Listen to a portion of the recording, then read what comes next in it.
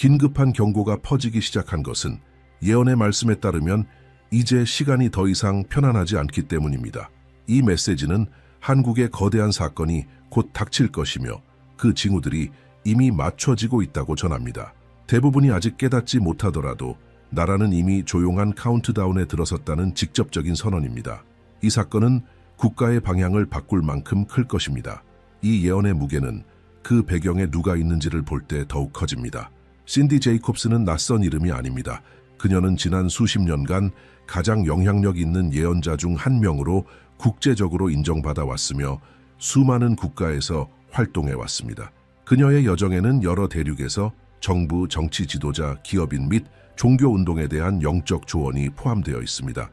수년 동안 그녀의 말은 미주, 유럽, 아프리카, 아시아의 기독교 공동체들에 의해 번역되고 분석되고 주에 깊게 지켜보아 왔습니다. 신디 제이콥스를 많은 다른 예언자들과 구별 짓는 점은 세계적 사건들과 연관된 예언에 일관된 이력입니다. 국제적 위기 발생 이전에 그녀는 정치적 불안정, 국가 지도부의 급작스러운 변화, 그리고 후에 실제로 발생한 제도적 붕괴에 대해 말한 바 있습니다. 그녀의 선언은 전략적 국가들의 경제적 혼란, 지정학적 갈등, 그리고 국가 전체의 영적 지형에 대한 깊은 변화를 예고했습니다. 여러 경우에서 그녀의 말은 사건이 일어나기 전에 공개적으로 기록되었으며 이로 인해 신자들과 주의 깊은 관찰자들 사이에서 신뢰도가 더욱 높아졌습니다. 이러한 인정을 받은 것은 단지 종교계로부터만이 아닙니다.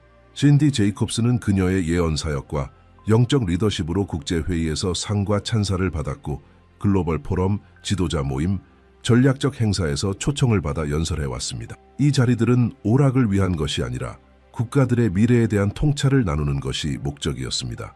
국제적 예언단체들을 이끄는 그녀의 활동은 그녀가 충동이 아니라 확고한 확신에 따라 말하는 인물이라는 이미지를 굳히게 했습니다. 그 내용이 논란을 일으킬 때조차도 말입니다. 이러한 맥락에서 한국에 대한 예언은 다른 무게를 갖게 됩니다. 이 메시지는 번영이나 영적 성장에 대한 일반적인 말씀이 아닙니다. 이는 긴급한 경고로 다가옵니다. 이 예언에 따르면 한국은 단지 종교 영역에 국한되지 않는 움직임의 중심에 있습니다. 곧 일어날 일은 정치, 사회, 경제, 그리고 국가의 집단 의식에까지 영향을 미칠 것입니다. 이것은 특정한 성전이나 공동체에만 국한된 일이 아닙니다. 그것은 광범위하고 눈에 띄며 무시할 수 없는 일이 될 것입니다. 예언에 따르면 그 충격은 너무나 강력해서 온 나라가 반응할 수밖에 없게 될 것입니다. 조작된 두려움 때문이 아니라 일반적인 범주를 벗어난 사건과의 직접적인 충돌 때문입니다. 신디 제이콥스는 이 사건이 인간의 행동이나 정부의 결정에서 비롯된 것이 아니라고 말합니다. 그것은 제도적 통제를 벗어난 외부에서 오는 것이며 바로 그것이 일상의 정상성을 깨뜨리는 이유입니다. 한국은 계획성과 규율, 예측 가능성으로 잘 알려져 있습니다. 이러한 논리를 벗어난 사건은 국가 정체성의 중심을 강하게 흔들게 됩니다. 이 메시지의 어조는 비판적이며 직설적입니다. 그녀는 한국의 급속한 성장이 물질적 번영과 영적 민감성 사이에 위험한 간극을 만들었다고 지적합니다. 나라는 발전하고 혁신하며 세계적으로 강해졌지만 내부적으로는 안일함에 빠졌습니다. 예언에 따르면 이 안일함은 지금 보이지 않는 소진을 만들어냈으며 이제 그것은 반드시 교정되어야 합니다. 이는 처벌이 아니라 강제적인 정렬입니다. 한 나라가 너무 오랫동안 신호를 무시하면 그 정렬은 더 이상 부드럽지 않게 됩니다. 이 예언의 긴급함은 그 내용뿐만 아니라 그것이 등장한 시점에서도 드러납니다. 누적된 정치적 위기, 심화되는 사회적 분열, 약해진 제도에 대한 신뢰, 그리고 불안정성에 대한 집단적인 감각은 이러한 말씀이 힘을 얻게 하는 완벽한 환경을 조성하고 있습니다. 이 메시지는 혼란을 만들어내는 것이 아니라 혼란이 이미 존재하고 있으며 그것을 결정적으로 드러낼 무언가가 곧 일어날 것임을 말합니다. 신디 제이콥스는 여러 차례에 걸쳐 안정적이라 여겨졌던 나라들에서 깊은 정치적 변화가 일어날 것이라고 예고한 바 있으며 당시에는 가시적인 균열조차 보이지 않았습니다. 그녀는 지도자의 위기를 경고했고 실제로 스캔들이 공개되기 전에 그런 일이 일어났습니다. 흔들리지 않을 것 같던 체계의 붕괴에 대해서도 말했고 주류 담론이 여전히 정상성을 주장하던 시점이었습니다. 이러한 선언들은 사건 발생 이전에 기록되었으며 종종 비공개 모임이나 국제회의, 그리고 보존된 공개 메시지를 통해 전달되었습니다. 어떤 경우에는 특정 정부의 약화, 내부 부패 구조의 폭로, 그리고 정치 지도자에 대한 국민 신뢰의 급격한 붕괴를 구체적으로 묘사하기도 했습니다. 그러한 과정들이 현실화되면서 그녀의 이름은 종교계 외부의 사람들에게도 주목받기 시작했습니다. 그녀의 신뢰도를 더욱 강화시킨 또 하나의 요인은 그녀의 말이 전 세계적으로 큰 영향을 준 사건들과 연결되었다는 점입니다. 신디 제이콥스는 전통적인 방식으로는 해결되지 않을 경제적 불안정의 시기가 올 것이라고 말했습니다. 문제는 단순히 잘못된 정책 실행이 아니라 훨씬 더 깊은 구조적 불균형에 있다는 점을 지적했습니다. 이후 연속적인 금융위기와 국제시장의 충격이 이어지면서 그녀의 해석은 점점 더 많은 사람들에게 설득력을 가지게 되었습니다. 그녀는 또한 세계가 급격한 단절의 시대로 들어설 것이라고 경고했습니다. 극단적인 사건들이 더 이상 예외적인 일이 아니게 될 것이며 대규모 자연재해의 증가, 동시다발적인 인도주의 위기, 집단적인 심리적 충격을 일으킬 수 있는 사건들에 대해 예고했습니다. 이 메시지들은 지진, 홍수, 산불 등 다양한 지역에서 더욱 빈번하고 강력하게 발생하기 시작한 현상들이 가시화되기 전에 이미 전해졌습니다. 이러한 맥락 속에서 그녀의 이름과 연관된 가장 논란이 많은 예언들 중 일부가 등장했습니다. 신디 제이콥스는 자연적 원인뿐만 아니라 오랜 시간 누적된 실패로 인해 예기치 못한 사건들로 심각하게 타격을 입는 도시들에 대해 언급했습니다. 그녀의 중심 메시지는 무작위적인 파괴가 아닌 결과였습니다. 약한 구조는 한계를 넘는 압력에 직면할 때 무너진다는 원칙이었고, 이 원칙은 그녀의 여러 메시지에서 반복되었습니다. 그녀는 항상 물리적 사건과 더 깊은 보이지 않는 과정들을 연결시켰습니다. 이러한 세계적 경고들은 불안한 배경을 만들어냈습니다. 세계는 마치 다양한 위기가 하나의 더 큰 흐름에 의해 연결되어 있는 듯한 지속적인 불안정의 감각 속에서 살아가고 있습니다. 신디 제이콥스는 이러한 상황이 우연이 아니라고 말했습니다. 그녀의 말에 따르면 인류는 지금 일종의 교정의 사이클에 들어섰으며 과도함, 반김, 영적 거리감은 결국 공동의 대가를 초래하게 된다는 것입니다. 이전의 신호들을 무시하면 뒤따르는 사건들은 더욱 강하게 나타날 수밖에 없습니다. 바로 이 지점에서 예언은 한국과 직접적으로 연결되기 시작합니다. 특정한 계시의 중심으로 언급되기 전부터 한국은 이미 점점 고조되는 세계적 긴장의 무대 안에 포함되어 있었습니다. 그러나 예언에 따르면 한국은 단순히 세계의 격변 속에 영향을 받는 수많은 나라 중 하나가 아니라 훨씬 더 중심적인 위치를 차지하게 됩니다. 그 이유는 다른 많은 나라들이 잃어버린 특성들을 한국이 여전히 지니고 있기 때문이라고 말합니다. 예언은 많은 나라들이 영적으로 무감각해진 반면 한국은 급속한 현대화 속에서도 지속적인 간구의 영적 기반을 유지해왔다고 말합니다. 그러나 이것이 위기로부터 면제되거나 심판을 피한다는 뜻은 아닙니다. 오히려 그 반대입니다. 이 영적 기반은 한국의 책임을 더욱 크게 만듭니다. 인식이 클수록 정렬이 무너졌을 때의 충격도 커지기 때문입니다. 그래서 세계적인 경고가 한국을 향할 때는 더 구체적이고 날카롭게 나타납니다. 이러한 전 세계적 악화 상황 속에서 한반도는 단순히 지도 위의 한 지점이 아니라 실제적인 위험의 전략적 축으로 다뤄지기 시작합니다. 최근 몇 년간 북한은 탄도미사일 실험을 강화했고 전술 핵 공격을 모의하며 인접 국가들을 향한 위협 수위를 높여왔습니다. 각 미사일 발사는 단순한 군사 실험이 아니라 지역 균형에 대한 직접적인 경고이기도 합니다. 국제사회의 반응은 이제 예측 가능해졌습니다. 제재, 공식 성명, 연합 군사훈련.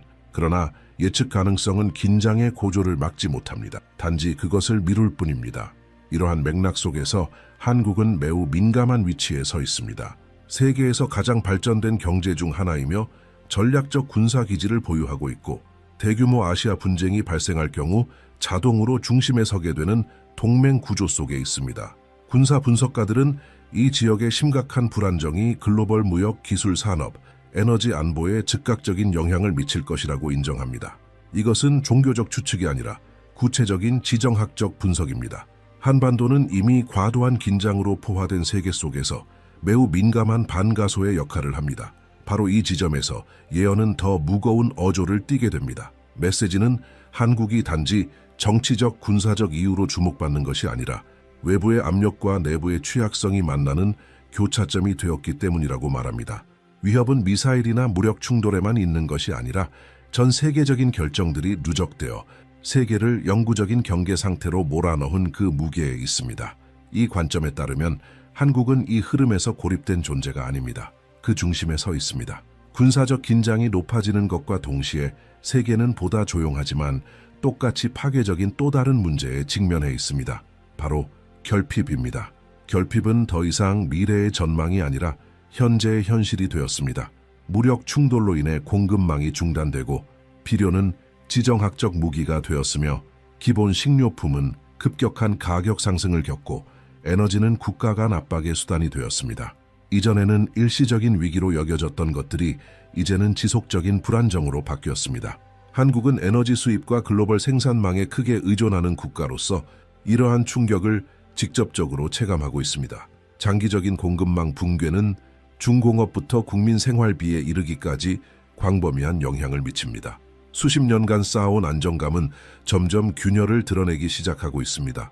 예언은 이러한 상황을 영적 회복력 없는 번영이 오히려 취약성을 만든다는 개념과 연결시킵니다. 모든 것이 순조로울 때는 조정을 미루지만 자원이 흔들리기 시작하면 그동안 외면했던 것들이 즉각적인 대가를 요구한다는 것입니다. 이 결핍은 물질적인 자원에만 국한되지 않습니다. 지금은 전 세계적으로 집단적인 심리적 소진 상태가 진행 중입니다.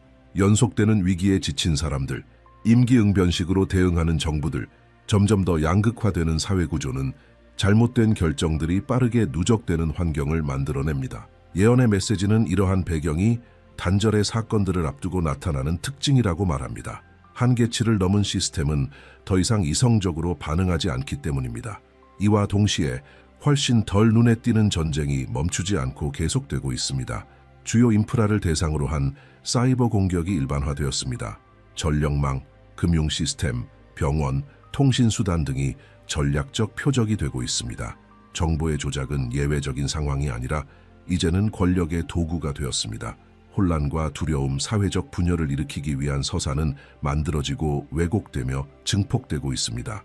경제는 폭탄이 아니라 제재, 금융 봉쇄, 통화 가치의 인위적인 하락과 같은 수단을 통해 공격받고 있습니다. 한국은 세계에서 가장 디지털화된 국가 중 하나입니다. 이러한 이점은 동시에 위험 요소가 되기도 합니다. 국가가 더 많이 연결되어 있을수록 이러한 보이지 않는 전쟁에 더 쉽게 노출됩니다. 예언은 이러한 환경이 더 큰 충격을 불러올 완벽한 조건을 만든다고 말합니다.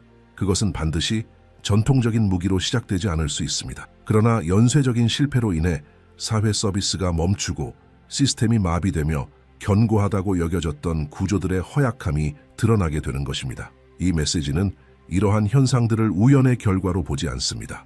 군사적 갈등, 자원 부족, 보이지 않는 전쟁의 축적은 세계가 강제적인 교정의 단계에 들어섰음을 보여주는 징후라고 말합니다. 더 이상 피상적인 해결책으로는 버틸 수 없습니다. 한국은 그 전략적, 기술적, 정치적 위치 때문에 이러한 압박을 다른 나라들보다 먼저 체감하게 됩니다. 예언에 따르면 이것은 우연도 형벌도 아닙니다. 점진적으로 붕괴 중인 글로벌 톱니바퀴의 중심에 위치한 결과입니다. 이 단계에 이르러 예언은 경고가 단순한 영적 추상에 근거한 것이 아님을 분명히 밝힙니다. 그것은 관찰 가능한 사실들, 실제 갈등들, 측정 가능한 긴장들의 뿌리를 두고 있습니다. 예언은 단지 많은 이들이 따로따로 분석하려는 요소들을 연결할 뿐입니다. 그리고 이 요소들이 정렬될 때 결과는 점진적인 것이 아니라 급격한 충격으로 나타납니다. 바로 이 지점이 다음 경고, 즉 단순한 압력을 넘어서 정상성을 직접적으로 깨뜨리는 사건에 대한 예고를 위한 무대를 마련합니다. 갈등, 결핍, 보이지 않는 전쟁들이 누적된 이후 예언의 메시지는 훨씬 더 직설적이고 무겁게 변합니다. 말씀은 결국 인간의 임기응변만으로는 세계를 더 이상 지탱할 수 없는 시점이 온다고 말합니다. 압력이 한계를 넘어서면 잘못된 흐름을 멈추기 위해 무언가 개입해야만 합니다. 예언에 따르면 한국은 바로 이 시점에 진입하게 됩니다. 우연도 정치적 선택도 아닌 인내의 시간이 끝나는 때에 맞춰서입니다. 이 시기를 예언은 무작위적인 재앙이 아니라 교정의 행위로 묘사합니다. 교정은 모든 것을 파괴하기 위해 오는 것이 아니라 숨겨졌던 것을 드러내기 위해 오는 것입니다. 견고해 보이던 것에서 균열이 드러나고 습관적으로 작동하던 것들이 더 이상 반응하지 않으며 안전하다고 여겨졌던 것들이 과도한 의존 속에 있었음이 밝혀집니다. 예언은 이 중단이 한국에 광범위하게 영향을 미칠 것이라 말합니다. 왜냐하면 이 나라는 고도로 연결되고 빠르고 효율적인 시스템 위에 힘을 쌓아왔지만 극한의 스트레스 아래에서는 영적으로 매우 취약하기 때문입니다. 말씀은 이 시점에서 일상의 정상성이 깨진다고 선언합니다. 그것은 고전적인 공격에 의한 것도 공식적으로 선포된 전쟁에 의한 것도 아닙니다. 그것은 결정을 마비시키고 반응을 혼란스럽게 만드는 사건을 통해 일어납니다. 나라는 멈출 수밖에 없는 상황에 직면하게 됩니다. 그것은 선택이 아니라 더 이상 지금의 속도로는 나아갈 수 없게 되는 현실입니다. 빠른 대응에 익숙한 한국은 속도로 해결되지 않는 상황 앞에 놓이게 되는 것입니다. 예언의 어조는 이 사건이 인간의 손에서 비롯된 것이 아님을 분명히 합니다. 그것은 실패한 협상이나 단일한 실수의 결과가 아닙니다. 그것은 정렬되지 않은 세계가 만들어낸 직접적인 결과입니다. 예언은 말합니다. 구조들이 단지 통제되고 있다는 외관으로만 유지될 때 그것들은 흔들려야만 진실이 드러납니다. 지금 흔들리고 있는 것은 단순한 인프라가 아니라 핵심 가치를 대체해버린 시스템에 대한 과도한 신뢰입니다. 예언은 이 시점이 집단적인 영적 충격을 불러온다고도 말합니다. 무관심은 무너지고 제도적 자만은 힘을 잃습니다. 사회는 강제로 침묵하는 상태로 이끌려가며 준비된 말들과 기존의 담론은 더 이상 사람들을 설득하지 못합니다. 예언은 이 시기를 짧지만 깊은 시간으로 묘사합니다. 수년간 지속되지는 않지만 의식에 지워지지 않을 흔적을 남깁니다. 과거와 이후를 분명히 가르는 분기점입니다. 이 과정은 나라를 굴욕스럽게 만드는 것이 아니라 정면으로 마주하게 만듭니다. 우선순위를 마주하고 의존을 마주하고 자립에 대한 착각을 마주하게 합니다. 한국은 그동안 기술, 동맹, 계획에 자신의 힘을 두어왔지만 이 모든 것이 동시에 압박을 받을 때 더 깊은 무언가가 나라를 지탱해야 한다는 사실을 깨닫게 됩니다. 바로 이것이 교정이 드러내는 진실입니다. 예언은 또한 이 영향이 국경 안에만 머무르지 않는다고 분명히 밝힙니다. 한국의 전략적 위치 때문에 전 세계가 그 충격을 체감하게 됩니다. 시장은 반응하고 생산망은 흔들리며 각국 지도자들은 주시하게 됩니다. 한국은 더 이상 개인 국가의 문제가 아닌 전 세계 시스템이 더는 교정을 미룰 수 없다는 명확한 신호로 나타납니다. 충격 이후 예언은 중립이란 것이 사라진다고 전합니다. 교정이 약점을 드러내면 권력은 이동하기 시작합니다. 메시지는 한국이 이례적인 정치적 불안정의 시기로 들어선다고 말합니다.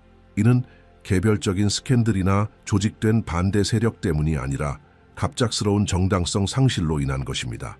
견고해 보이던 지도자들이 조용한 거부감에 직면하고 국민은 기존의 담론에 더 이상 반응하지 않습니다.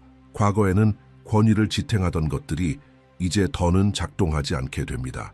예언은 이 시기를 정치적 지진이라고 표현합니다. 거리에는 전차도 없고 즉각적인 제도 붕괴도 없습니다. 무너짐은 먼저 신뢰의 수준에서 시작됩니다. 결정들은 의심받기 시작하고 내부 동맹은 약화되며 중심 인물들은 국가를 이끌 능력을 상실합니다.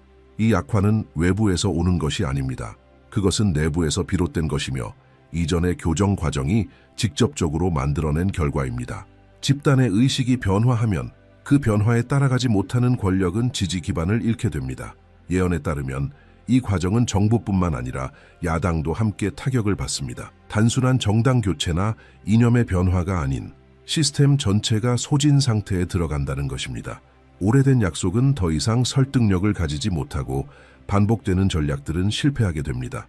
비교적 안정적인 정치 구조에 익숙했던 한국은 이제 리더십의 공백이라는 상황과 마주하게 됩니다. 이 공백은 즉각적인 혼란이 아니라 긴장된 기대감으로 나타납니다. 사회는 아직 이름 붙이지 못한 무언가를 찾기 시작합니다. 바로 이 상황 속에서 예언은 예상 밖의 지도자들의 등장을 선언합니다. 메시지는 기존의 정치 경력이 없는 인물들이 점차 주목을 받기 시작한다고 말합니다. 이들은 만들어진 카리스마나 거대한 선거 자금 때문이 아니라 태도로 인해 관심을 받습니다. 이들은 집단적 피로에 대한 응답으로 등장하며 낡은 시스템의 무게도 권력에 소모된 언어도 짊어지지 않습니다. 예언은 이 흐름이 불가피하다고 말합니다. 왜냐하면 오래된 구조들이 동시에 신뢰를 잃을 때 새로운 목소리가 떠오르는 것은 자연스러운 반응이기 때문입니다. 이 새로운 유형의 리더십은 대규모로 등장하지 않습니다. 조용하고 국지적으로 나타납니다. 전통적인 권력의 중심에서 벗어난 삶을 살아온 평범한 사람들이 현실적인 대안으로 인식되기 시작합니다. 그 기준은 더 이상 정치 이력이나 경력이 아니라 인식된 일관성입니다. 국민은 이제 정치적 화려함보다도 분명함, 진정성, 그리고 드러나지 않는 권력 욕구의 부재를 중시하게 됩니다. 이것은 이전의 모델과는 근본적으로 단절된 방향입니다. 예언은 이 변화가 저항 없이 진행되지 않는다고 명확히 말합니다. 구체제에 연결된 세력들은 통제를 유지하려 하고 떠오르는 새로운 목소리들을 불신시키려 하며 과거의 정상 상태를 회복하려 합니다. 그러나 메시지는 이러한 시도들이 실패한다고 말합니다. 그 이유는 문제의 뿌리를 건드리지 못하기 때문입니다. 신뢰의 기반이 무너진 이후에는 표면적인 전략만으로는 그것을 재건할 수 없습니다. 변화의 과정은 긴장 속에서도 계속 진행됩니다. 같은 시기 예언은 그 여파가 북한에도 영향을 미친다고 말합니다. 이는 남한의 침공이나 북한 체제의 즉각적인 붕괴와 같은 형태가 아닙니다. 오히려 내부적인 불안정이 점차 커지는 방식입니다. 남한에서 일어난 사건의 파급력이 국경을 넘어 간접적으로 전달되고 정보가 퍼지고 두려움이 확산되며 내부 균열이 드러나기 시작합니다. 예언에 따르면 북한의 지도부는 이러한 압박을 단순한 어감만으로는 더 이상 통제할 수 없게 됩니다. 예언은 이러한 환경이 전례 없는 기회를 만든다고 말합니다. 이는 국제조약이나 외부 압력에 의해 강요된 것이 아니라 한반도 양측 모두에서 기존 체제의 동시적인 취약성으로부터 비롯된 기회입니다. 수십 년간 형식적 수사에 머물렀던 대화라는 개념이 이제는 외교적 표현이 아니라 전략적 필수가 됩니다. 예언은 이 시기를 희귀하고 위험한 시점으로 묘사합니다. 왜냐하면 이런 기회는 오랜 시간 열려 있지 않기 때문입니다.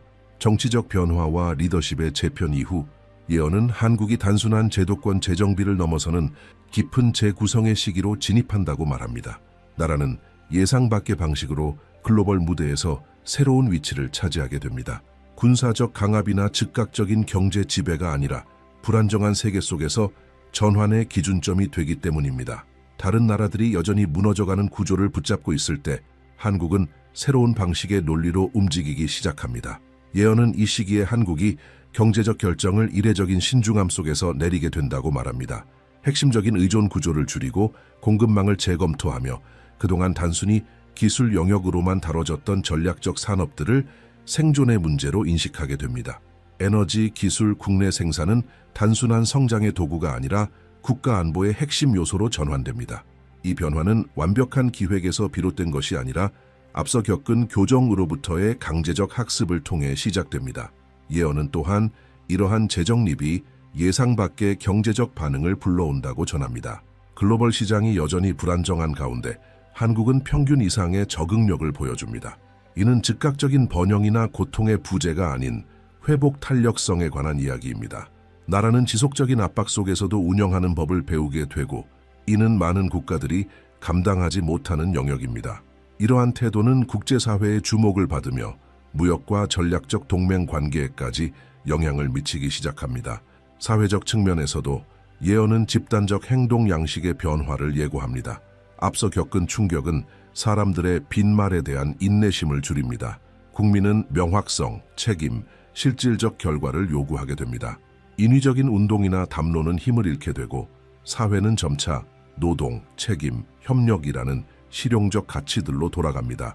이는 단순한 문화적 향수 때문이 아니라 불안정한 환경 속에서 생존을 위한 구체적 필요로부터 비롯됩니다. 예언은 또한 많은 이들이 기대하는 것처럼 화려하거나 극적인 형태가 아닌 보다 넓고 조용한 영적 충격을 말합니다. 이는 일시적인 열광이나 겉으로 드러나는 현상이 아니라 절제된 자각으로 나타납니다. 사람들은 이제 믿음, 목적, 윤리를 단순한 부속물이 아닌 일상의 실제적인 기반으로 다루기 시작합니다.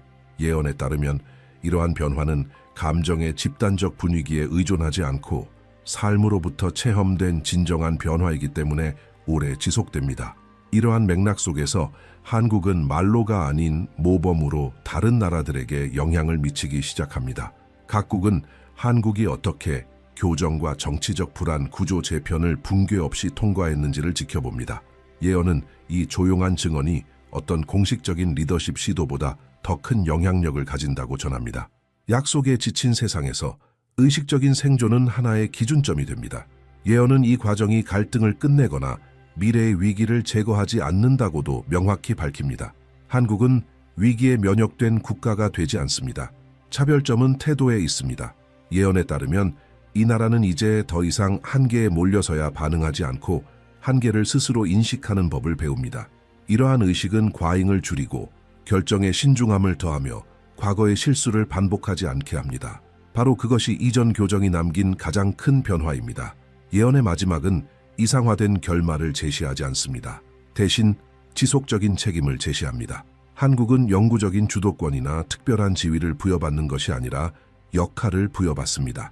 그것은 변덕스럽고 불안정한 세계 속에서 항상 깨어있고 조정 가능하며 의식적으로 존재하는 것입니다. 메시지는 말합니다. 겪은 교정은 잊혀져서는 안 됩니다. 왜냐하면 그 기억이야말로 진정한 변화를 지탱하는 힘이기 때문입니다. 예언의 마지막 메시지는 이 모든 일이 우연이 아니라는 점을 강조합니다. 세계가 무너진 것은 지능이 부족해서가 아니며 한국이 교정을 겪은 것도 하나의 실수 때문이 아닙니다. 지금 드러난 것은 하나의 전체 시스템의 소진입니다. 그것은 절대적 통제, 한계 없는 성장, 인간성과 영성과 도덕성을 무시한 시스템에 대한 과신에 기반한 모델의 붕괴입니다. 이 모델이 무너지기 시작할 때 일부 국가는 붕괴하고 다른 국가들은 변화를 강요받습니다. 예언에 따르면 한국은 그 변화로 밀려간 나라입니다. 이번 시기를 과거의 위기들과 구별짓는 요소는 바로 속도입니다. 과거에는 수십 년이 걸렸을 과정들이 이제는 몇 년 안에 압축되어 진행됩니다. 결정들은 즉각적인 영향을 미치고 실수는 빠르게 큰 대가로 이어집니다. 예언은 이 시간의 압축이 역사적 전환기의 신호라고 말합니다. 더 이상 느린 조정은 허용되지 않으며 세계는 명확한 대응을 요구합니다. 한국은 이러한 새로운 속도 안에서 지속적인 시험대에 오르게 됩니다. 예언은 또한 앞으로의 가장 큰 위험이 외부에 있지 않다고 말합니다. 그것은 미사일, 제재, 개별적인 세계 위기들이 아닙니다. 가장 큰 위협은 바로 망각입니다. 교정의 이유를 잊는 것, 드러난 취약성을 잊는 것, 안정이 주어진 권리가 아니라 지속적인 선택의 결과임을 잊는 것입니다. 예언에 따르면 국가가 너무 빨리 잊어버리면 이미 끝낼 수 있었던 사이클을 반복하게 됩니다. 그래서 이 메시지는 환희로 끝나지 않습니다. 웅장한 약속으로 마무리되지도 않습니다. 그것은 지속적인 경계로 마무리됩니다. 한국은 영원한 성공을 보장받는 것이 아니라 멈추지 않는 책임을 부여받습니다. 앞으로의 모든 결정은 이미 지나온 과정의 무게를 함께 지니게 됩니다. 모든 진전은 자만이 아닌 의식 위에서 유지되어야 하며 모든 승리는 그 승리를 가능하게 만든 교정의 대가를 기억해야만 합니다. 이 예언의 충격은 단지 한국에 대한 말로 끝나지 않습니다. 그것은 전 세계에 대한 통찰을 드러냅니다. 한국은 예외가 아니라 징후로 등장합니다. 시스템이 한계에 다다르고 마주해야 할 때 어떤 일이 벌어지는지를 보여주는 미리 그려진 초상화입니다. 그곳에서 벌어지는 일들은 같은 긴장 위를 걷고 있는 다른 국가들, 경제들, 사회들에도 울림을 줍니다. 그렇기에 이 메시지는 맹목적인 수용을 요구하지 않습니다. 그것은 분별력을 요구합니다. 이 흐름을 따르는 사람들은 자동적으로 믿으라는 초대를 받은 것이 아니라 사실과 움직임, 구체적인 변화를 눈앞에서 직접 관찰하라는 초대를 받은 것입니다. 예언은 단지 많은 이들이 따로 보려는 점들을 연결할 뿐입니다. 예언은 미래가 아직 열려 있다는 깨달음으로 끝을 맺습니다. 예언은 선택을 무효화하지 않습니다. 단지 길을 드러낼 뿐입니다. 한국은 교정을 통과했고 단절을 맞이했으며 재편을 시작했습니다. 그 이후에 무엇이 올지는 이 경험이 어떻게 기억되고 적용되는가에 달려 있습니다. 여전히 불안정한 세계 속에서 단순한 생존만으로는 충분하지 않습니다. 배우는 것이 필요합니다. 그리고 바로 이 지점에서 관찰자의 목소리가 중요해집니다. 이 시나리오를 각자가 어떻게 해석하느냐는 집단 의식을 형성하는 데 영향을 줍니다. 성찰을 나누고 동의하거나 반대하는 일은 단순한 부수적 행동이 아닙니다. 그것은 이제 더 이상 아무것도 정상으로 다룰 수 없는 시대를 이 이야기는 권력의 중심지나 시끄러운 수도들에서 멀리 떨어진 곳에서 시작된다. 평범한 한 남자, 동방의 예언자로만 알려진 그는 아시아 대륙의 산악지대에서 조용히 살며 하루하루를 침묵, 송을시, 그리고 하늘 관찰에 바쳤다. 그의 소박한 일상은 그가 인간의 운명을 연구하는 이들 사이에서 가장 많이 회자되는 인물이 될 것임을 전혀 예고하지 않았다. 그날 그의 몸이 목격자들 앞에서 움직임 없이 쓰러지기 전까지는 맥박이 멈췄고 반응이 사라졌다. 의사들은 사망을 확인했고 가족은 작별을 받아들였다. 시간이 흘렀다. 그러나 모든 기대를 뒤엎고 그는 다시 숨을 쉬기 시작했다. 눈을 떴다. 몸을 일으켰다. 말을 했다. 그의 입에서 나온 것은 일련의 정리된 진술, 대략적인 날짜들, 전 세계적 패턴, 그리고 듣는 이를 얼어붙게 만든 경고였다. 그에 따르면 그 사건은 일종의 건너감이었다. 그의 몸이 정지된 동안 그의 의식은 과거와 미래의 인간 정보가 공존하는 어떤 장창에 접속했다고 한다. 그는 대중적인 용어나 외래어를 피했다. 그는 그곳을 살아있는 시간의 기록이라 불렀다. 그곳에서 그는 하나의 주기가 끝나고 새로운 주기가 되돌릴 수 없는 힘으로 20년대 후반부터 시작되는 것을 보았다고 했다. 그는 분리분열을 말했다. 선택을 말했다. 그가 눈을 뜨자마자 남긴 첫 번째 말은 현장에 있던 사람에 의해 기록되었다. 그는 말했다. 물질, 통제, 외형만으로 지탱되던 시대는 한계에 도달했다. 그는 다음 주기는 내면의 일관성을 중시하게 될 것이라 했다. 인간의 정신은 속일 수 없는 거울 앞에 서게 될 것이라 했다. 이 말들은 처음에는 단순한 호기심거리로 이후에는 불안을 일으키며 천천히 퍼져나갔다. 상징처럼 보였던 말들이 현실이 되기 시작한 것은 첨단기술센터와 연구소, 실험실들이 의식과 지능 시스템의 직접 통합을 목표로 하는 프로젝트들을 발표하면서였다. 동방의 예언자는 인류가 저지르는 가장 큰 착각은 미래가 더 빠른 기계나 더 효율적인 알고리즘에 의해 결정된다고 믿는 것이라 했다. 그의 통찰에 따르면 진짜 전환점은 기술이 외부의 명령에만 반응하던 단계를 지나 인간의 내면 상태에 반응하기 시작할 때 온다.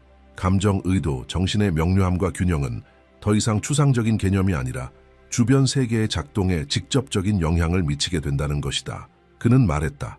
그 순간이 오면 가면은 힘들이지 않아도 벗겨진다고. 거짓은 더 이상 유지될 수 없게 되고 내면에 불일치는 눈에 보이는 장애를 만든다고. 반대로 조화는 새로운 접근을 가능하게 할 것이라고. 이 이야기의 이 지점에서 주목할 만한 부분이 있다. 그는 책임을 중심적인 힘으로 지목했다. 그의 말에 따르면 많은 사람들은 눈에 띄는 폭력이나 직접적인 갈등 없이도 새로운 세상의 흐름을 따라가지 못하게 될 것이라고 했다. 그 이탈은 단순한 부적합성으로 인해 일어난다는 것이다. 더 가볍고 더 빠르며 무거운 사고방식에 덜 관대한 새로운 집단의 주파수가 형성되기 시작할 것이라 말했다. 증오, 탐욕, 조작을 기반으로 행동하기를 고집하는 이들은 깊은 육체적, 정신적 피로를 느끼게 될 것이라고. 세상은 앞으로 나아갈 것이며 그 흐름을 따라갈 수 있는 사람은 일부에 불과할 것이라고 했다. 이런 관점 속에서 그는 이 현상이 전 세계로 퍼질 것이지만 하나의 수렴 지점이 생겨날 것이라고 강조했다. 역사적으로 외부와 내부의 압력에 시달려 온 작은 영토 하나가 드문 조합, 훈련된 규율, 억제된 감정, 그리고 깊이 있는 문화를 지니고 있다고 말했다. 전통과 적응이 공존하는 장소, 집단적 고통 속에서도 창조하고 노래하고 재건하고 전진할 수 있는 민족. 그에 따르면 이 장소는 공명에 의해 선택된다고 한다. 이러한 맥락에서 한반도는 이 새로운 주기의 자연스러운 중심축으로 떠오른다. 지배의 중심이 아니라 균형의 기준점으로서다. 그는 한반도가 격렬한 사회적 혼란, 지속적인 정보 소음, 그리고 내부적 긴장을 겪는 시기를 맞이할 것이라고 설명했다. 이것은 재편 이전의 가열 과정으로 해석된다. 그의 시야 속에서 이 땅은 정체성, 가치, 집단적 목적에 대한 깊은 조정을 거쳐 기존의 기준을 잃은 다른 나라들에게 방향을 제시하는 이정표가 될 것이라고 했다. 그의 말투는 결코 승리감에 취한 어조가 아니었다. 그는 이 역할에는 대가가 따를 것이라 경고했다. 영적이고 윤리적인 기준점이 된다는 것은 외부의 주목, 비판, 저항을 불러올 수밖에 없기 때문이다.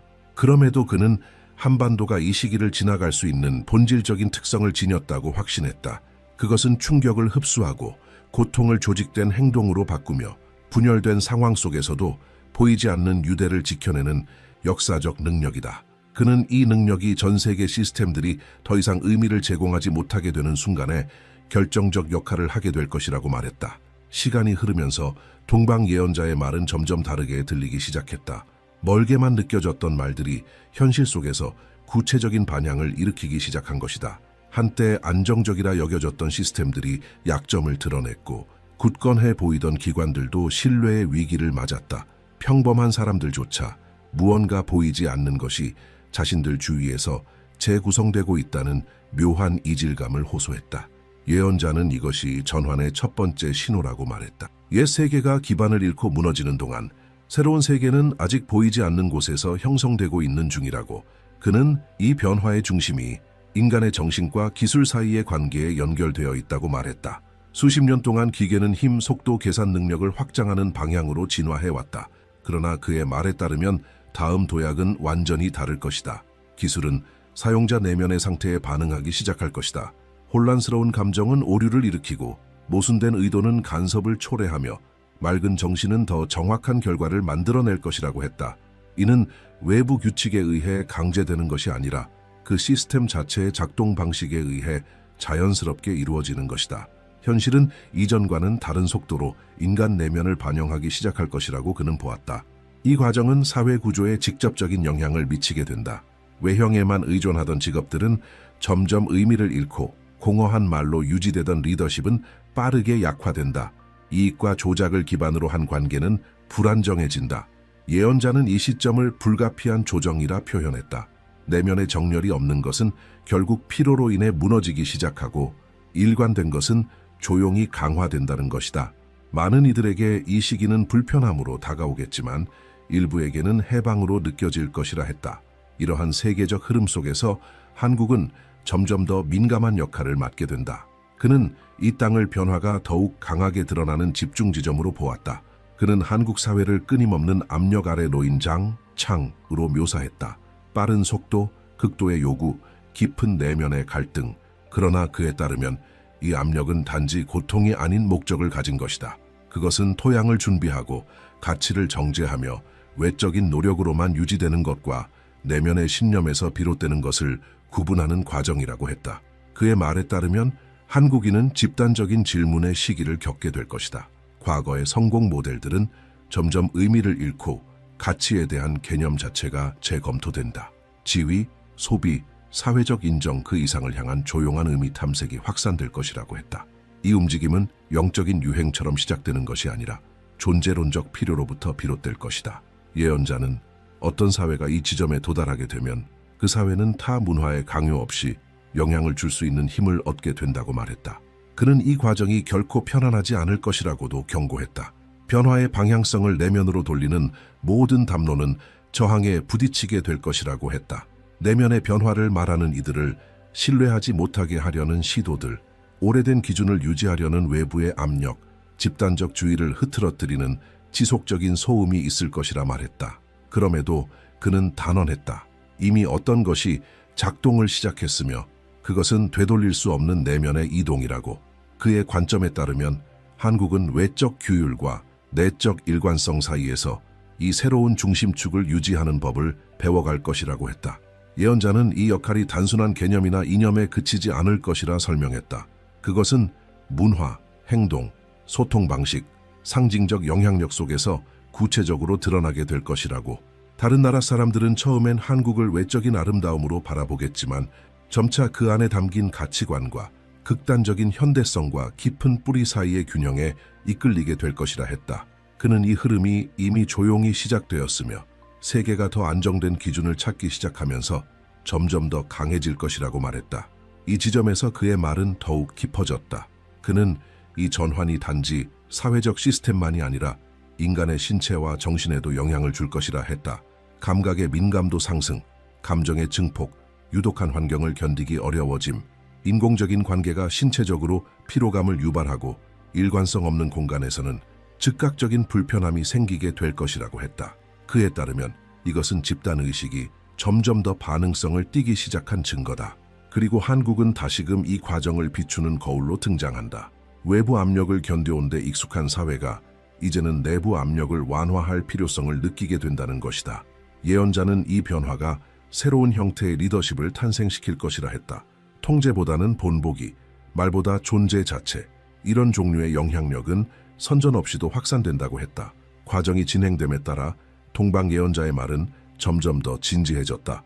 그에 따르면 어느 시점이 되면 이 전환은 더 이상 미묘하게 감지되는 것이 아니라 분명하고 되돌릴 수 없는 효과를 만들어내기 시작할 것이다.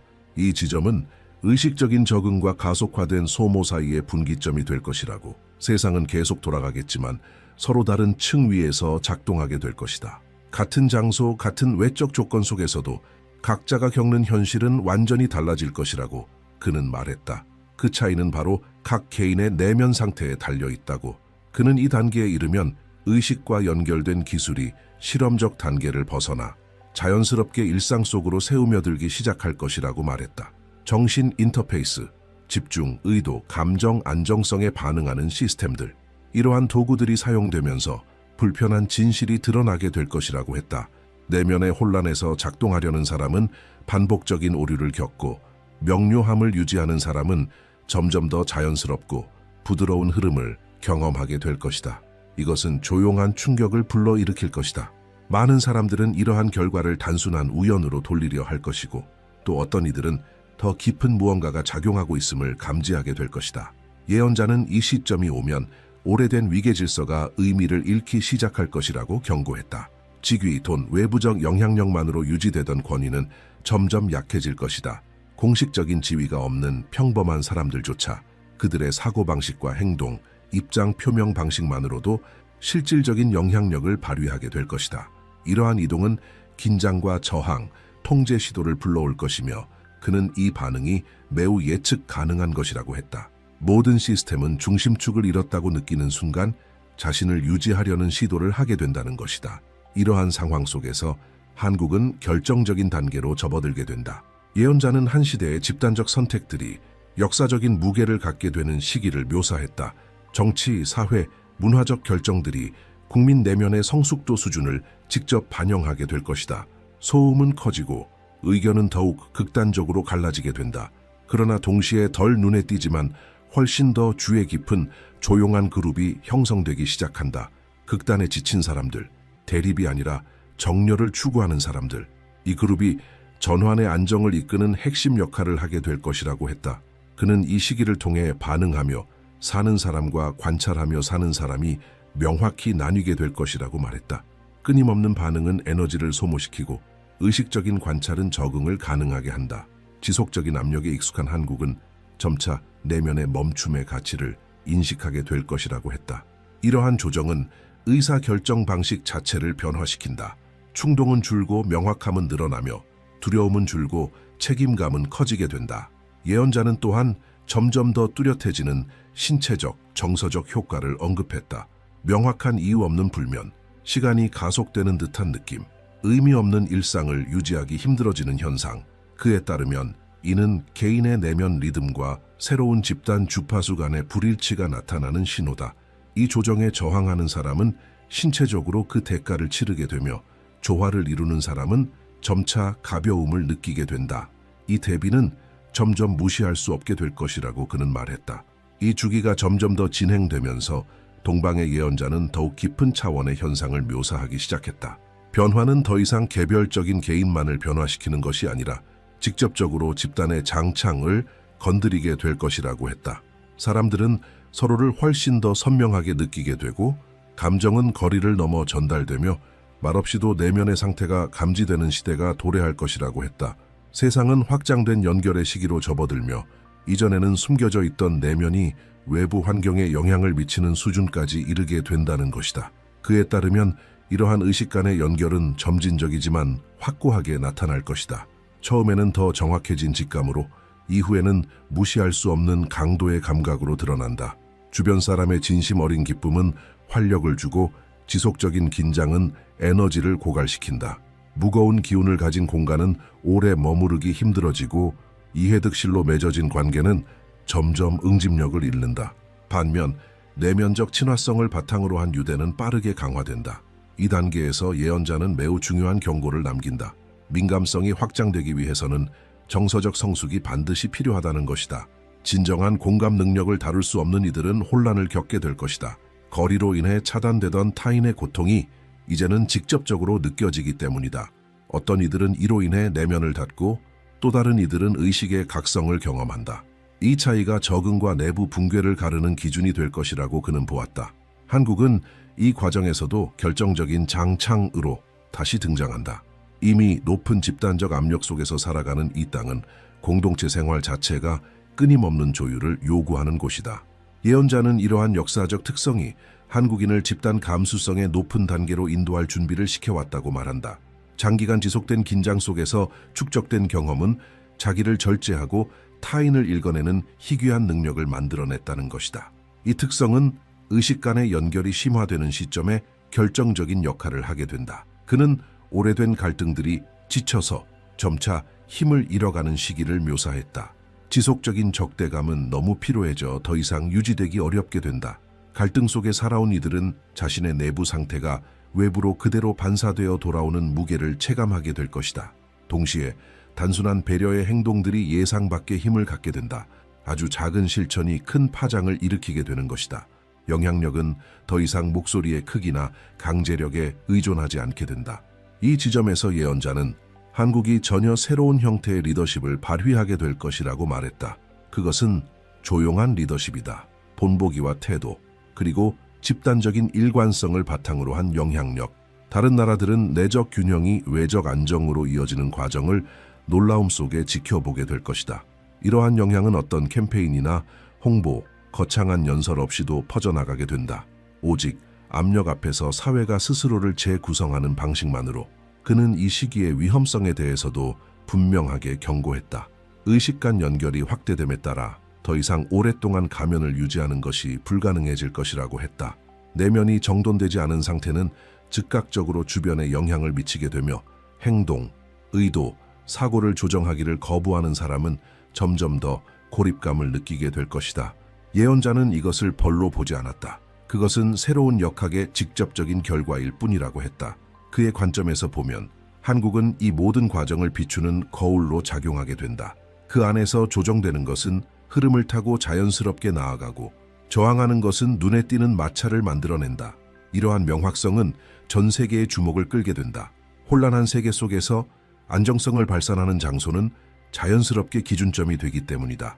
그는 이 움직임이 이미 시작되었으며 비록 많은 이들이 의식적으로는 인지하지 못해도 그것은 진행 중이라고 말했다. 이 재구성이 더 깊어질수록 예언자는 더욱 결정적인 무언가에 대해 말하기 시작했다. 그의 말에 따르면 내면의 변화와 의식 간 연결 확대를 넘어서 세계의 축 자체가 이동하게 될 것이라고 했다. 영향력의 중심이 더 이상 경제력이나 군사력에 의해 정의되지 않고 집단 내면의 안정성에 의해 결정되게 될 것이라는 것이다. 이 이동은 단순한 상징이 아니라 실제로 글로벌 의사결정, 문화 흐름, 도덕적 기준에까지 구체적으로 나타나게 될 것이라고 예언자는 말했다. 그는 역사의 큰 전환기에는 언제나 하나의 앵커 포인트, 즉 긴장을 버티는 지점을 선택한다고 했다. 반대되는 요소들이 공존할 수 있는 장소, 그곳은 쉽게 부서지지 않고 집단적인 성숙을 만들어낸다. 그리고 그는 한국이 정확히 그 조건에 들어맞는다고 보았다. 분단된 나라, 외부의 이해관계 속에 압박받는 영토, 기술 발전과 문화 보존 사이에서 끊임없이 균형을 요구받는 사회. 이런 한계와의 지속적인 동행은 본질적인 무언가를 단련시켰다는 것이다. 그는 한반도를 응축의 장창지로 묘사했다. 다른 지역에서는 분산되는 힘들이 이곳에서는 축적된다고 했다. 감정과 절제, 속도와 정적, 극단적인 현대성과 깊은 전통. 예언자는 이 조합이 전 지구적 붕괴의 시기 속에서 보기 드문 안정성을 만들어낸다고 했다. 외부 구조들이 하나둘씩 무너지기 시작할 때 이러한 장소들은 자연스럽게 세계의 기준점이 되는 것이다. 이 단계에 이르면 세상은 한국을 전혀 다른 시선으로 바라보기 시작할 것이라고 그는 말했다. 처음에는 문화, 미적 감각, 혁신에 대한 관심에서 시작되겠지만 점차 더 깊은 차원으로 옮겨가게 된다는 것이다. 그것은 이해하려는 시도, 끊임없는 압력 속에서도 어떻게 한 사회가 내면의 응집력을 유지할 수 있는지에 대한 탐구. 이 흐름은 어떤 공식적인 홍보나 외교적 담론이 아니라 결과에 대한 직접적인 관찰을 통해 생겨나게 된다고 예언자는 강조했다. 예언자는 이러한 역할에는 반드시 책임이 따르게 된다고 했다. 모범이 눈에 띌수록 그것에 대한 기대와 요구도 함께 커지기 마련이다. 한국은 바로 이 중심축에 서게 되기 때문에 더욱 강도 높은 도전을 마주하게 될 것이라고 했다. 외부의 비판은 늘어나고 불안정하게 만들려는 시도 또한 빈번해질 것이다. 그럼에도 불구하고 그는 이 땅의 진정한 힘은 바로 충격을 흡수하면서도 정체성을 잃지 않는 능력에 있다고 했다. 이것은 단기간에 얻어진 것이 아니라 세대를 거쳐 쌓인 역사적 역량이라는 것이다. 그는 또한 매우 민감한 지점에 대해 언급했다. 바로 한반도의 내부 분단. 그의 관점에 따르면 이 분단은 단순히 정치적 상황이 아니라 집단 에너지를 응축하기 위한 필연적 긴장 장창으로 기능해왔다. 살아있는 시스템은 대립을 통해 운동성을 만들어내며 이 긴장이 안쪽에서 잘 통제될 때 그 안에 모이는 에너지는 점점 커진다. 그리고 적절한 시점이 오면 그 해방은 빠르고 예기치 않게 일어난다고 했다. 예언자는 이 전환점이 다가오고 있다고 말했다. 전 세계적인 압박은 과거의 분리 논리를 무의미하게 만드는 방향으로 작용하게 될 것이다. 그는 전통적인 협상이나 조약의 방식으로 통합이 이루어질 것이라 보지 않았다. 오히려 맥락의 변화가 먼저 온다고 했다. 외부의 기준과 논리가 달라지면 과거에는 불가능하다고 여겨졌던 일이 오히려 피할 수 없는 현실이 되는 것이다. 한국은 바로 이 임계점에 서 있다고 했다. 이 시기 많은 나라들이 기존 기준의 붕괴를 경험하게 될 것이다. 오랫동안 작동하던 시스템은 더 이상 효과를 발휘하지 못하고 리더십은 신뢰를 잃고 사람들은 방향을 잃는다. 이 혼란의 한가운데에서 집단 정서적 안정성을 유지할 수 있는 장소는 자연스럽게 영향력의 중심지가 된다. 한국은 아무것도 강요하지 않으면서 단지 균형을 유지함으로써 그 역할을 하게 될 것이라고 예언자는 말했다. 그는 이 순간을 새로운 중심성의 시작으로 표현했다. 조용한 중심성. 영향력은 더 이상 힘으로 밀어붙이는 것이 아니라 바깥에서 필요로 하게 되는 방식으로 나타난다. 다른 민족, 다른 국가들이 방향을 묻기 시작하고 관찰자들은 무엇이 이 안정을 가능하게 하는지 파악하려 애쓰게 될 것이다. 이 순간이야말로 예언자가 말한 세계의 중심축이 이동하는 전환점이라고 그는 단언했다. 동방의 예언자가 그의 계시의 마지막 부분에 들어서자 그의 태도는 달라졌다. 목소리는 한층 더 차분해졌고 말의 속도는 느려졌다. 그의 말에 따르면 세계의 중심축이 이동하고 새로운 기준점들이 자리 잡은 후 가장 결정적인 순간이 도래하게 된다. 그것은 바로 개인의 순간이었다. 그는 어떤 집단적 변화도 개인의 내면이 정돈되지 않은 채로는 지속될 수 없다고 강조했다. 새로운 주기는 단순하면서도 가장 어려운 요구를 따른다. 지속적인 개인적 책임감이다. 예언자는 많은 이들이 외적인 신호, 거대한 사건, 눈에 보이는 확증을 기다릴 것이라고 말했다. 그러나 이런 기다림은 결국 좌절로 이어진다. 진짜 변화는 일상 속에서 일어난다고 했다. 아주 작은 선택들 속에서 각자가 갈등, 결핍, 좌절, 권력과 마주하는 방식 속에서 그는 또한 의도와 결과 사이의 시간 간격이 점점 짧아질 것이라고 했다. 지속되는 생각은 빠르게 형상을 이루고 반복되는 감정은 경험을 만들어낸다. 세상은 점점 지체 없이 반응하게 될 것이다. 이러한 맥락 속에서 그는 다시금 한국의 역할을 언급했다. 한국은 어떤 자동적인 피난처나 면역된 영토가 아니라 확대된 책임의 중심이 될 것이라고 했다. 중심이 된다는 것은 보호가 아니라 더 많은 주의와 반응을 감수하는 위치를 의미한다. 공동체의 모든 선택은 더 크게 반향을 일으키고 모든 불균형은 더욱 명확하게 드러나게 될 것이다. 그러므로 진짜 과제는 지속적인 관찰 아래에서도 내면의 일관성을 유지하는 것이다. 이 새로운 주기에서 영향력을 지속시키는 조건은 완벽함이 아니라 정렬된 상태라고 그는 말했다. 예언자는 또한 상실에 대해 언급했다. 이 시기를 모든 사람이 같은 방식으로 지나갈 수는 없을 것이라고 했다. 어떤 이들은 점점 멀어지고 어떤 이들은 자연스럽게 자리를 잃게 될 것이다. 그러나 그는 이를 벌이나 비극으로 보지 않았다. 그것은 단지 부조화의 결과일 뿐이다. 살아있는 시스템은 지나친 긴장을 스스로 조절하며 재조정된다. 세계 역시 지금 그런 재배열의 단계에 있다고 그는 보았다. 지나치게 경직된 것은 결국 부러지고 유연한 것은 살아남아 지속성을 유지한다는 것이다. 그는 이 과정 속에서 이전까지는 부차적인 가치로 여겨졌던 요소들이 점점 중심적인 역할을 하게 될 것이라고 했다. 내면의 정직함, 경청하는 능력, 감정의 자제력, 이런 요소들은 더 이상 추상적인 미덕이 아니라 사람과 공동체, 사회 전체의 안정성에 직접적인 영향을 주는 핵심 요인이 된다. 마지막으로 그는 말했다. 미래는 공허한 강렬함을 보상하지 않는다. 보상하는 것은 일관성이다. 이 시점에서 그는 다시 개인에 대해 직접적으로 말했다. 그의 말에 따르면 각 사람은 이 조정을 고유한 방식으로 느끼게 될 것이다. 어떤 사람은 일터에서의 변화를, 어떤 사람은 개인적인 인간관계에서, 또 어떤 사람은 자신의 몸에서 변화를 감지할 것이다. 공통된 신호는 단순하다. 정렬되지 않은 것은 불편함을 만들기 시작하고 정렬된 것은 흐르기 시작한다. 그는 이러한 신호를 무시하면 소모가 길어지고 그것을 인식하면 점진적인 적응이 가능하다고 말했다. 한국은 다시 한번 기준점으로 등장한다. 최종 목적지가 아니라 거울로서 그곳에서는 이러한 조정이 완전히 퍼지기 전에 먼저 눈에 띄게 될 것이다. 예언자는 그곳에서 벌어지는 일을 관찰하는 것이 다른 사회들이 지금 일어나고 있는 흐름을 이해하는 데 도움이 될 것이라고 했다. 세계는 압박 속에서도 균형을 유지하는 방법에 대한 본보기를 찾게 될 것이다. 그 해답은 말보다는 집단의 행동에 있을 것이다. 마무리를 앞두고 예언자는 직접적인 지침을 남겼다.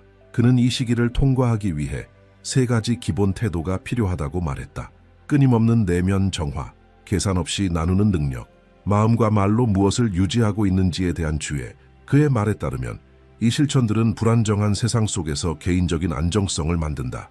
의식이 아닌 일상적인 태도로서 그는 이 새로운 주기가 고립이나 도피를 요구하는 것이 아니라 의식적인 존재를 요구한다고 강조했다.